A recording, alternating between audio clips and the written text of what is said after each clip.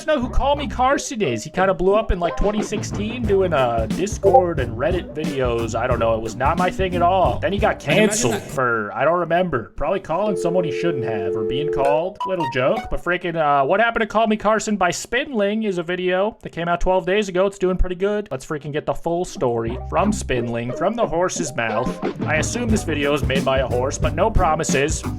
I'd imagine that CallMeCarson is a person that you haven't likely heard about in a long time. His name isn't thought about much these days, with it fading into irrelevance. But if we were to go back a few years, you would see glimpses of his work all over the internet. Carson was everywhere at one time. He was in memes, viral clips, and his own YouTube videos that gained attention online. At the height of his career, Carson was a key figure on YouTube. Everything he touched turned to success in a short time. His influence launched the careers of other channels simply by just working with him. Carson amassed what some would have called a cult status online. This only increased with the number of influential Where's your face? And your brain is a smoothie and it's hanging out, dude! Just a little observation I've noticed. Streamers he knew and befriended. From creators like Pokimane and Ludwig to those now facing controversy, like Mizkif. But friends can turn to enemies, and controversy was bound to come. They say it so ominously, dude. Like Mizkif. Dun dun. Of influential streamers he knew and befriended.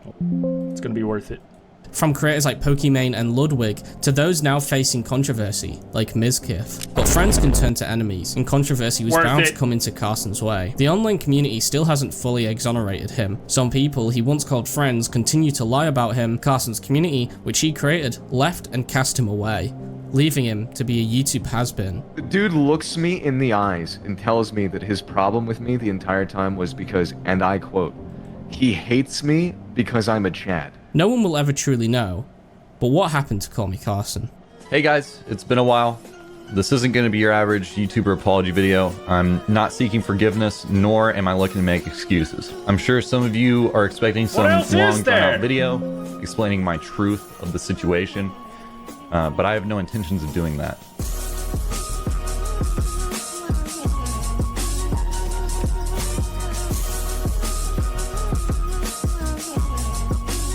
Because the worst part about it all is that he's a genuinely funny guy, and I've genuinely had great times hanging out with him in person. Carson told the Lunch Club guys, as well as a bunch of close friends of his at the time, that he had been sexting his fans. Working with him is one of the hardest things that I've ever had to do in my life. Doing this because I want to turn a negative situation with a lot of eyes on it into something positive.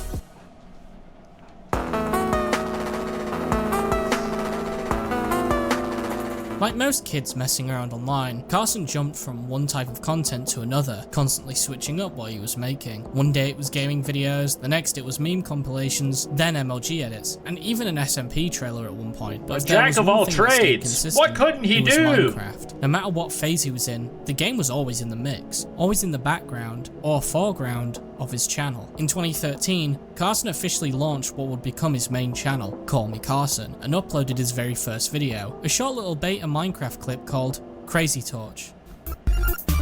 Whoa. Now that's Truly funny. ahead of its time. But other than this video, there's only a handful of content that Carson has cherry-picked to be up from the early days. We could look over highlights like his face reveal video or his Frosted Flakes review, but these few videos don't have any Frosted Flakes, underrated cereal, dude. The original is a freaking banger. Not this fucking new age bullshit spin on the classic. I tried glazed donut Frosted Flakes, and it tasted like shit. And not like glazed donuts. Like, actual just shit. But, like, how did they... Anyway. A little Frosted Flakes tangent. The original Flakes, goated. Eat them dry like a boy. Direction, and it doesn't tell us much about what Carson was making early on, just a semblance of a smaller creator trying to figure himself out. It's only when we go forward a few years to 2016 that we can start to fit the pieces together. Carson had around 3,000 subscribers, and his videos centered around a variety of games. He would make content about Minecraft, Terraria, Gmod, etc., but his most constant videos at the time were about CSGO. These videos weren't necessarily the cream of the crop of YouTube content. Really good. Most of them had very low production value, but what it did have was charm, and Carson specifically making CSGO videos would benefit him in the long run. Through making content on this game, he would make several valuable connections, becoming friends and associates with YouTubers that would blow up and become a part of the YouTube zeitgeist. This would include iNotorious, who would eventually become a part of the Misfits YouTube group, and Raccoon Eggs, who got popular making CSGO funny moments videos. And although it took years for him to finally have the spotlight, he was slowly inching towards the goal of being a full-time YouTuber. At the same time, he was also making friends with people who weren't necessarily trying to be big YouTubers. One of them, a guy running a small channel called The Narrator. Before long, Carson, Raccoon Eggs, and Narrator became a bit of a trio, frequently popping up in each other's videos and playing games together. And from this friendship, something interesting was born. Something that a lot of Carson fans don't even know about. A podcast. Whoa, gross.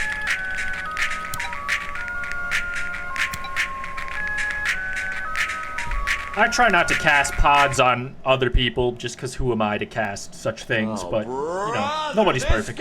On January 10th, 2017, a channel titled Solitary Confinement Guys, Podcast more hilarious jokes to come. Please like, comment, and subscribe, guys. would be created to YouTube, with the first upload on it coming only 10 days later. As previously mentioned, it featured Carson, Rack, and Narrator. A lot of these episodes would contain guests, including Fitz, Swagger Souls, and other creators that would end up being important to Carson's career in the future, such as Ted Nivison. You wouldn't be wrong in assuming that the podcast was a nice, chill, and somewhat boring podcast. I think we need less podcasting and more rodcasting. Who wants to go fishing? Never spoke about much, but the podcast was anything but that, being an epicenter for Carson's fights with Narrator, a problem which would continue in most, if not every episode. Except all I know about the Misfits is that they were 1, friends with CallMeCarson, 2, had a podcast, and 3, maybe casted some of their rods into CallMeCarson's girlfriend's DMs, and maybe caught a bite or 2. For example, in episode 24, Poor half fella. of the episode centered around a disagreement on whether a previous podcast episode they recorded should even be released publicly, and it got pretty heated.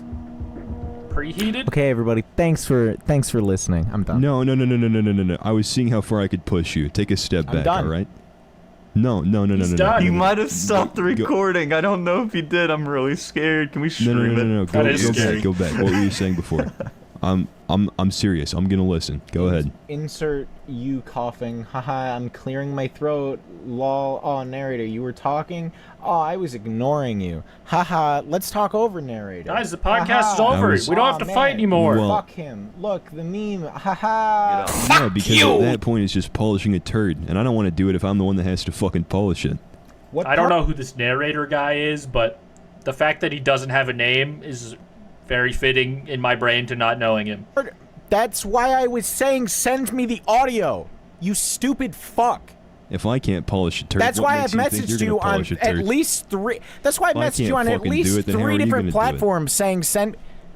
Oh, you're complaining about doing your job, first of all. And second of so all, you're all gonna- you have to you're do gonna- is you're gonna s- normalize. Do you know what that? So you're do you know gonna what the drop the podcast into Premiere, and then you're gonna sprinkle some pixie dust in No, it and I make use it not shit.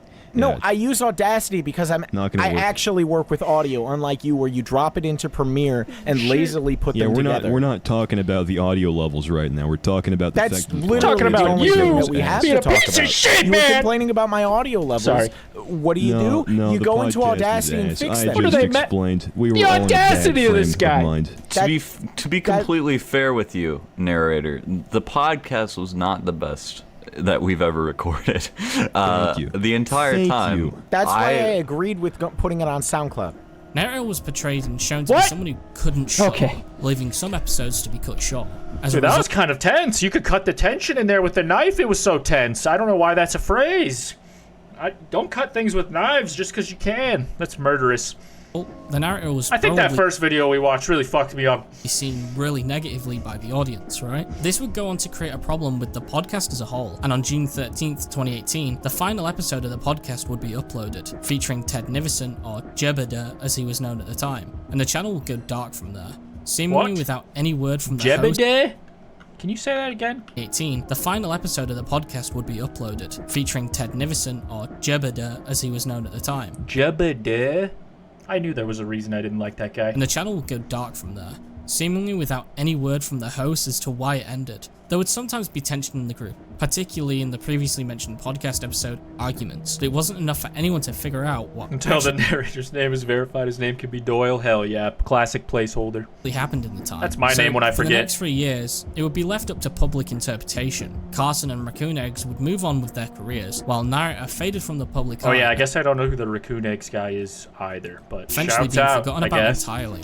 And with that, the podcast faded from people's minds as well. It wasn't until January of 2021 that we'd finally have some This could have solid been 417 podcasts ago. answers as to what happened. Narrator uploaded a video where he spoke about his experience with Carson and why the podcast ended. There's a lot to look at in this video. It exposed that Carson and the narrator had a very toxic friendship and just weren't fit for each other. But the bit in the video that's the most important to discuss is their 2018 VidCon trip, because this trip was the thing that would ultimately cause the podcast to dissolve. According to the narrator, while he was going through a manic episode, Carson would constantly poke and make fun of him, which drove him to a breaking point. It got so bad you shouldn't that he do apparently that. almost punched another YouTuber, Alltrive, for making a small comment. Due to these incidents on the trip, Carson wanted to leave the podcast, and this would lead to probably the worst thing to happen in this situation. One of the most damning parts of narrator's video is when he talked about Carson hijacking the podcast channel. Carson would upload an update video to the solitary confinement channel in July or August of 2018, explaining the issues with the podcast and why it ultimately come to an end. But the whole video just came off as really manipulative. Carson would essentially just blame narrator for the entirety of why the podcast was ending, only showing one side of the events to back up his story.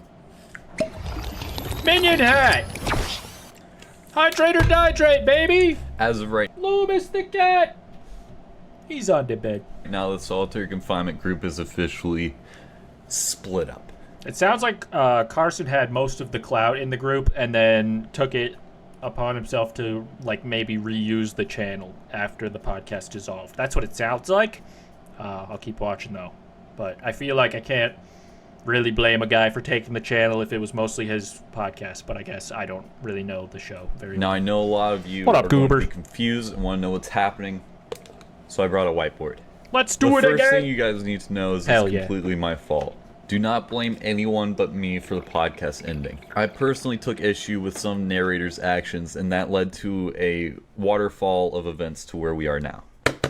So it all started with VidCon. The convention was great, we had a super fun time, but there were many instances where narrator would do something that I would disagree with, and it would lead to a response from him that I would consider uncalled for. So after VidCon, I spoke to Rack.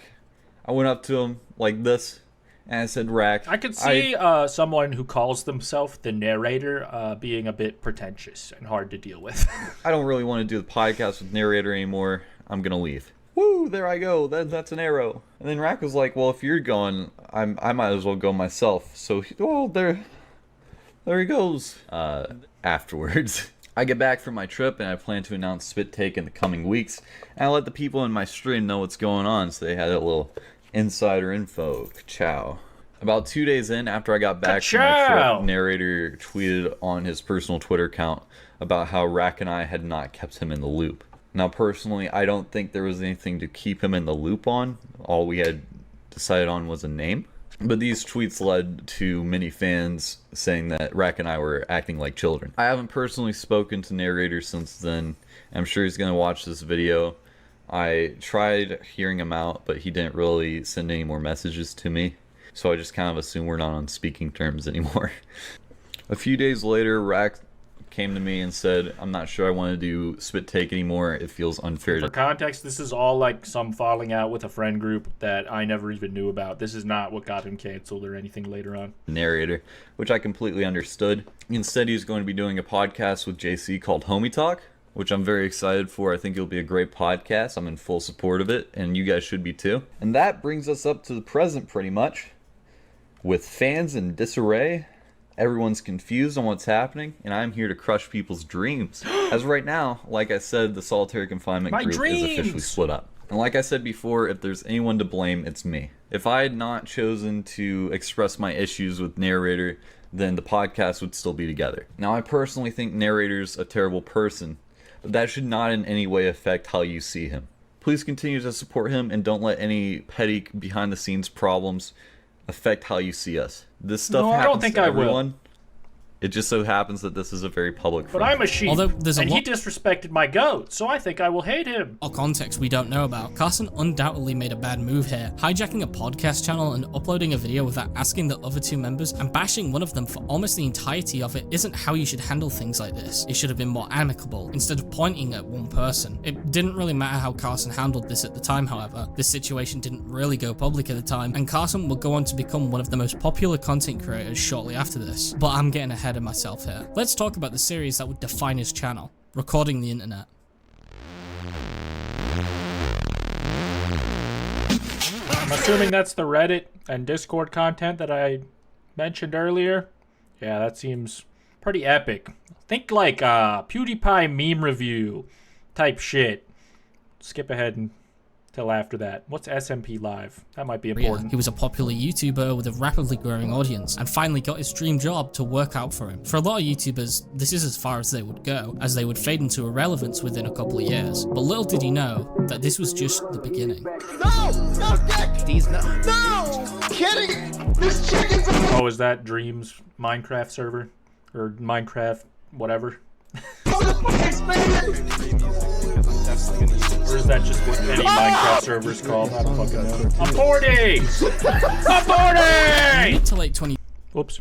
the Minecraft community was at a steady decline. The peak years of the game were far behind it, and it got this reputation of being a kids game with an annoying fan base. And the release of Fortnite in late 2017 didn't help things, making Minecraft fade further and further into the background. It was still somewhat popular at the time though, sure, but it wasn't something that people were talking about as much. Mojang had a plan, however. They would start releasing big updates to the game in late 2018, causing a spike in interest, and this, combined with the growing nostalgia from older players, would cause the game to have a second peak in relevance. There was another reason why the game got so popular though, that people don't really talk about anymore, and that's where Carson comes into the picture. On March 1st, 2019, the Minecraft server SMP Live would officially begin. It would feature notable creators like 2Mad, Slimeskull, and Antvenom, while also featuring Carson's general friend group. The server was purely for content creation. Everyone that played on the server had to stream on Twitch, or else they weren't allowed to join. There was also a hit system as well. Essentially, Damn. if you paid a streamer a certain amount of money, depending on Alright, what if they I say, have to.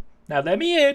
they would have to seek out another streamer and kill them. And you'd see this exact same hit concept reused for pretty much every Minecraft SMP that revolved around streaming. Shortly after the server was launched, it would quickly blow up in popularity. This was no doubt helped by the fact that Carson had little under 1 million subs when he started it. But what also helped is the addition of one creator who would become one of the biggest content creators in the next few years, and that was Jay Schlatt. Before SMP Live, Schlatt was known for making video essays, with his most popular project at the time being a tribute to Minecraft. He was a modestly successful guy, but he wasn't what you'd call a big YouTuber at the time. That would all change with Carson's server, however. From the first day he was invited, he would make his mark, particularly with his hilarious feud with Antvenom, and from then on, he became one of the biggest reasons for the server's growth. Name any SMP moment that you'd remember from the back of your mind, and Schlatt was probably involved in at least half of those. That's how popular he was. You can argue that That's this guy with the big mutton chops. You may have seen him or heard him before. He's pretty funny. He's got many viral server clips. was a big part in making his career, but you can also argue that he was a big part of what made the server as special as it was. Also, the dynamic between the other streamers featured on the SMP would go on to have successful memes in itself, such as the half jokes, the cook shed, or Carson getting Pokimane into the server to troll her for her entire stay. SMP Live left a considerable mark on the landscape of streaming, and nobody reaped the rewards more than Carson. This got him in contact with a lot of notable and famous streamers. One of these was Raj, who hosted the Rashula, a Twitch-style dating show featuring a bunch of underground streamers, which will become insanely important later on. But with every popular internet phenomenon comes the dreaded word: stans. None of your content creators, your favorite ones, including me, are your friends. But it What do you really mean? disturbs me. My friends! And there's a lot of things It's like one with that my that disturb friend! me. Stalker fans must be stopped. We don't care. We honestly don't care. I don't think I have seen a single thing be said about me or about George or Sapnap that I have. What the hell's going on here? Gonna induce a seizure. Carson having to make an in entire someone. stream about how the fanfiction me, and though. shipping between his real-life friends have become insanely toxic. Carson even talks about how a stan stole C-Scoop's water bottle, which is no short of fucking creepy. It creeped me out beyond belief. So if you read it, it says, I went to TwitchCon, I met my favorite We streamer, are especially friends. Cooper. No, dude, don't steal my water bottle.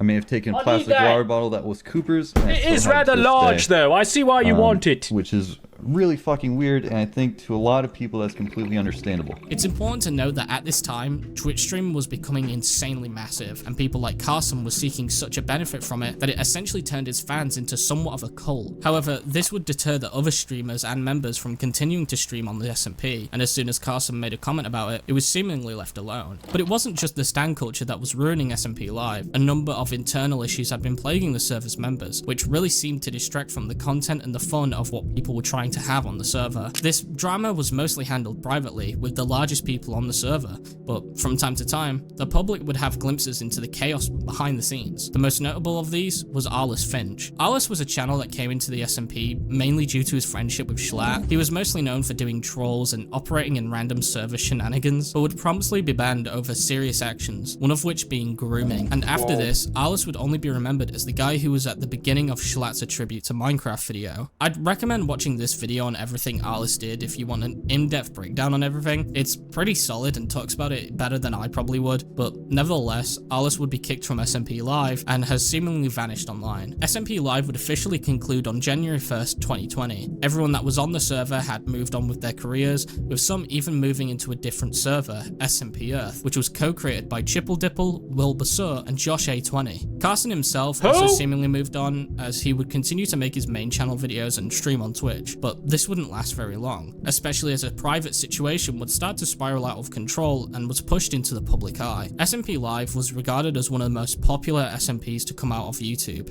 It gave many people connections and careers in their own right, and blasted people who already had an audience into stardom, the biggest of course being Carson, and this contributed into him meeting someone very important to the story.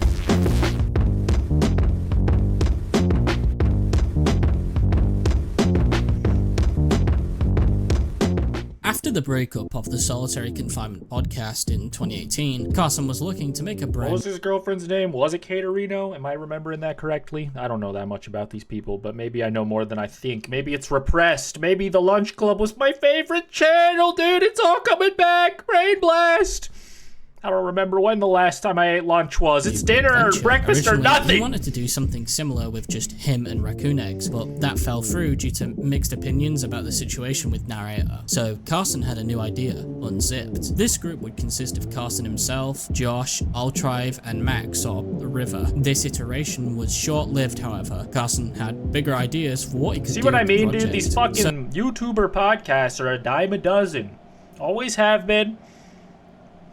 417 podcasts ago. That's what I was talking about. So in comes the rebrand. The group changes its name to Goop, Goop, added and removed some members, and mainly focused That's on a way better podcast-oriented name than anything. content, where they tried to rally up some funding. The most notable If thing VidCon changed their name to Goop, I would attend again. to have happened in this time period was a live stream that every member participated in. Essentially, it was a Minecraft event where if one person dies, everyone dies. They had certain donation goals that would reset things in the game once they were reached, and this was all done to fundraise the group, and the labor of their efforts would finally be shown off in 2020, after the final rebrand. They couldn't use the name Goop anymore due to copyright and trademark issues, so they instead changed it to Lunch Club, with this being the Goop is copyrighted?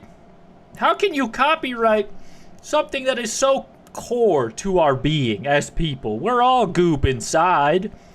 Anyway, that's crazy. I guess everything's up for grabs in corporate hell. final name that the group went with, and with this, they would finally start to release content. 10 videos would come out on the Lunch Club channel, with them ranging in quality. Their most iconic moments were when they made a video robbing YouTubers and a Try Not to Laugh challenge. These videos would get millions of views each, but even with this success, the group would slow down considerably as 2020 progressed, and part of this was due to problems behind the scenes. In 2022, Josh would make a stream where he addressed some of the problems of Lunch Club. The most notable issues were that the certain members were kicked out for not being popular enough, some members like Slimeskull were pretty much new to this friend group and didn't know anybody, and to top it off, most most of their controversies would be about business affairs instead of the content they could be making. Although Josh didn't provide anything to prove that the group was this dysfunctional, considering that he was there and has been consistent the entire time of his story, there aren't really any big reasons to not trust him here. It seems like Lunch Club was more focused on being a profitable business instead of being a good idea in general. This would explain why only YouTubers with the largest sub counts at the time were even considered. A group like Lunch Club definitely had potential in the YouTube landscape. Misfits and offline TV were blowing up around the same time, so it just seemed like the right thing to do. But without a proper direction to go in, this project was doomed to fail. Of course, anyone who knows the history of the group figured out that there was a lot more than just this that played into the group dissolving, but that'll be for later.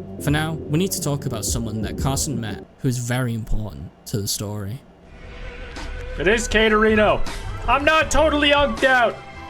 I knew something! In November 2019, Carson would be featured on the Twitch dating show The Rashula, or Lover Host as it was known later. Austin Show, as it is known now, if they still do it or whatever. In the show, the contestant would have to eliminate several female streamers based on if they picked one of two options, love or host. By the end of the show, Carson would pick Twitch streamer Caterino, who ended up choosing love, and this would cause both of their fan bases to freak out at the time. Kate and Carson would go on to frequently collaborate after this, which would cause Kate's career to skyrocket. This would cause people to see them both as a couple and constantly ship the two of them, but at the same time this would cause some skepticism from other parts of the internet, which led to the question, was Kate just using Carson? This would come up due to this one fact. She wasn't known for pretty much anything other than being one of Carson's friends. Make no mistake, her entire brand at this point was connected to Carson and seemingly no way to separate herself. At least with these other friends like Schlatt or Slimesicle, they had their own personalities. They could stop making videos. Why does he hate Slimesicle so much, dude? I was so confused at first at time that edit popped up. Holy shit. With him anytime and probably be fine. Kate had nothing that made her stand apart from other Twitch streamers. She didn't have many clips or jokes that got her anywhere. She didn't have some gimmick that she would latch onto.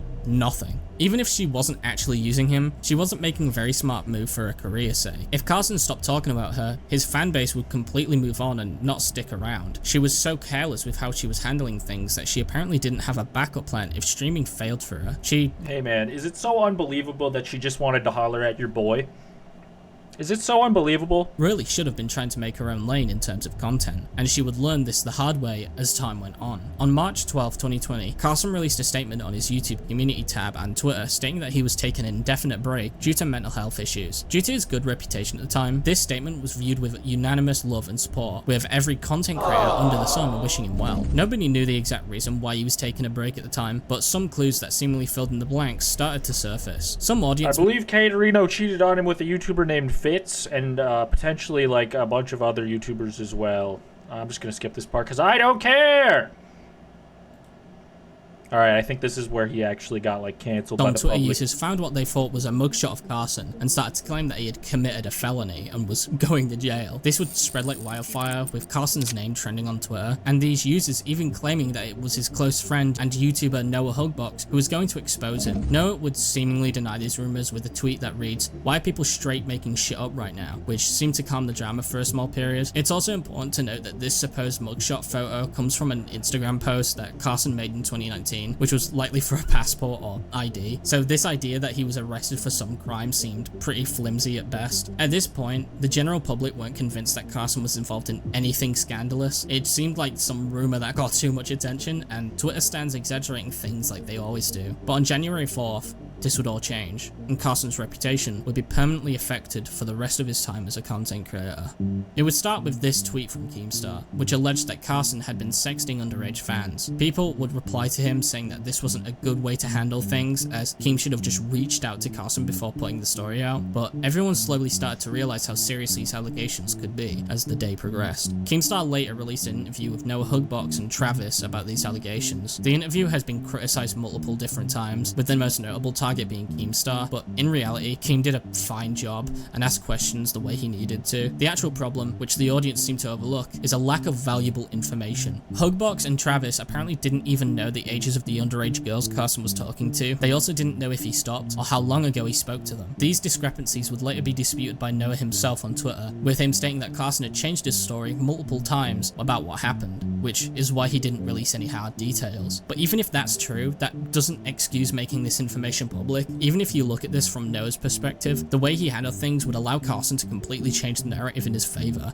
and lie about what he had done if he chose to respond. It just wasn't a good way of going about things. He definitely should have waited. But luckily for him, some alleged victims of Carson would begin to come forward with their experience. A few hours after the Drama Alert video, a Twitter thread came out from an alleged victim of Carson, where she claimed that she was groomed by him, and that nudes were exchanged. This would later be corroborated by Carson's former friend, Joko, who showed Discord messages of Carson admitting to sexting multiple girls. But this thread would have a mixed reception due to one simple problem. Carson was 19, and she was 17.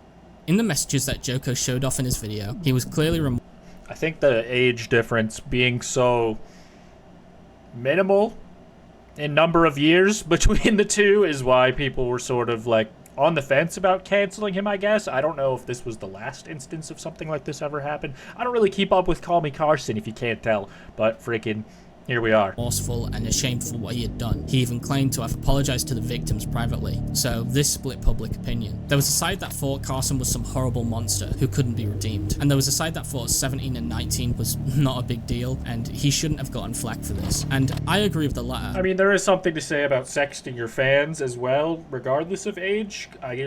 Some people don't think the power dynamic is a big thing. Some people do. It probably is more of a case-by-case basis, but it is probably not a good look to do in general. At the same time, like, just find someone who doesn't know about your YouTube videos. I'm sure they're out there.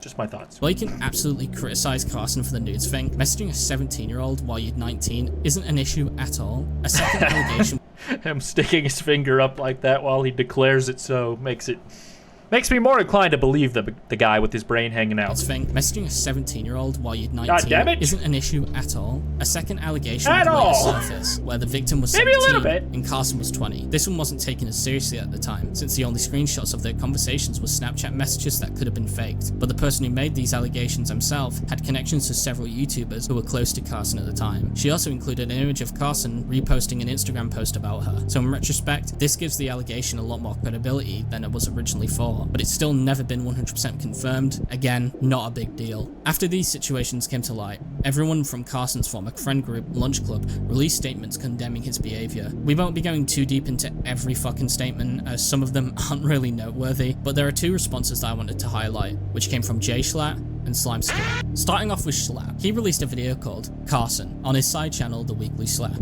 It starts off pretty transparent, mentioning in clear as day that Carson had told him and the rest of the Lunch Club group that he messaged a 17-year-old in a sexual manner while he was 19. But unfortunately, as the video goes on, it becomes more and more vague with details. In the latter half of the video, he states that after talking with some close friends of Carson and his former roommates, that he wasn't improving where he should have been and was showing signs of continuing his inappropriate behavior. But a few weeks ago, I started having some conversations with some of Carson's closest friends, including his former roommates. And in my discussions with them, I heard some things that suggested that Carson wasn't improving in the areas that he should have been. This statement is very fucking vague, but considering the nature of these allegations, it's believed that he meant that Carson may have continued to pursue underage girls. But there's one issue with this. There's no evidence. In fact, the only situations that were put out publicly were from 2019. A lot of Schlatt's video is meant to establish that Carson hadn't been very honest to his friends behind the scenes, and I think what he said here was meant to reinforce that fact, but I wish he clarified what exactly he meant and made it crystal clear. Though, there's no evidence that Schlatt was outright lying about anything alleged in this video, unlike SlimeSkill. On January 5th, he released a statement of his own, where he lays out a timeline of events. I guess this is why this guy hates him so much. I'm more interested than I expected to be about the SlimeSkill part of this. When everything happened, he alleged that in early 2020, Carson told him, the rest of the group, and their manager about the 17-19 situation. After hearing this, he decided to completely sever his connection to Carson, leave Lunch Club, and report the information to the federal law enforcement, as he saw it as a serious crime. This statement doesn't seem bad at first, but if you look into it, there's a pretty big hole in the story. The time frame that Slime mentions is early 2020, and he doesn't mention any specific dates. But if we go back to Schlatt's Weekly Slap video, this time frame was likely late February to early March of 2020. If we assume this time period to be correct, then SlimeSkill lied about disassociating with Carson. Carson and Slime kept interacting on Twitter until late June 2020. He was in Carson's Jackbox and Twitch streams a month earlier, and on top of it, Slime even featured in his game show video, which was filmed in June. SlimeSkill undoubtedly lied, and this lowers the credibility of his statement statement by a decent amount. This puts into question if law enforcement was even contacted, or if he ever disassociated with Carson before the allegations came out to begin with. We'll never know the truth about this stuff though, as Slime never made a follow-up post to clear up any discrepancies. The audience took everything he and everyone else said as fact, without questioning anything. Due to this, Carson's reputation would quickly plummet. He went from one of the most loved individuals on YouTube to the internet's #1 enemy. He lost hundreds of thousands of subscribers with every passing day, with his career seemingly becoming a sinking ship that couldn't be recovered. And with this, Carson would completely disappear from the public eye. After his allegations, Carson wouldn't be heard from for months, aside from a few tweets that he would quickly delete and an Instagram story of him playing with his cat. He was silent from all platforms. Anytime he would make one of these accidental posts, there would be a lot of talk about it, with there usually being a mix of positive and negative responses. Although a lot of the internet was mad at him, there was also a large portion of his fan base that stuck by his side and wanted to see him return. But initially, Carson himself didn't plan on coming back. He cited the amount of eyes on this situation and how popular he was as reasons that he didn't want to come back to being an online creator. He would eventually make a pros and cons list of coming back, and it wasn't until he came up with a new idea that he would finally return: the year of charity. Did you debate on never coming back? Oh yeah. After something like that, it's like, well, how much do I really care? There were many times where I was just looking at like the discourse and I was like, this is just annoying, and it's such a pain having so many people know my name. And I had already had this like lack of anonymity that I didn't really love. I definitely made like a pro and con list of coming back. But it wasn't until the whole year of charity idea popped up where I was like, okay, this is a good way to come back and have like a reason for me to actually do this. Essentially, Carson would give the profit that he made from his YouTube channels and Twitch streams to charity, and this would go on for an entire year. With this in mind, Carson would finally start to make his videos again. In June of 2021, Carson came back with a tweet that reads, "Give me a little bit longer." He was hinting at some sort of return, which gave everyone in his audience high hopes, and 2 months later, Carson would appear on the Twitch stream and Miskip stream, making his first public appearance since January. This would cause a lot of backlash towards Miskip at the time, as the stream was taken as him platforming alleged rumor. But since Carson himself confirmed that he would be returning in this exact stream, it got everyone curious as to what exactly he'd come back with. Would he finally respond to his career-damning allegations? Would he clear up things and set the record straight?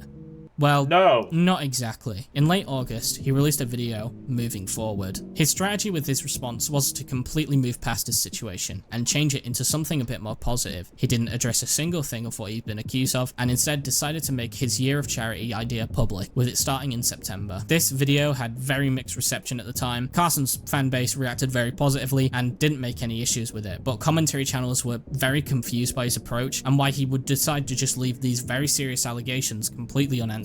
This criticism was short-lived, however, as everyone moved on. Carson would officially come back to streaming in September of 2021, with his second channel becoming active at the same time. Though people would slowly start to lose interest, there's no denying that Carson is a good entertainer on his own, but a lot of the value from his content came off of how his jokes bounced off of his friends, and once they were out of the picture, his fans were there for people like Schlatt or Slime had no reason to stay. That, combined with his worse reputation, made people generally less interested in him. For any other content creator, this might have demotivated them and slowed them down, but this was not the case for Carson. In fact, he was releasing content on a frequent basis. In early 2022, he came back to his Recording the Internet series with his new friend group. This consists most notably of the YouTubers Gavantino, Quacks, Husky Moment, or Loki or he's known as, and a few others. He would commit to uploading— And they floated down below the clout gap. I no longer recognize any of your friends' names. Sad to see it, man.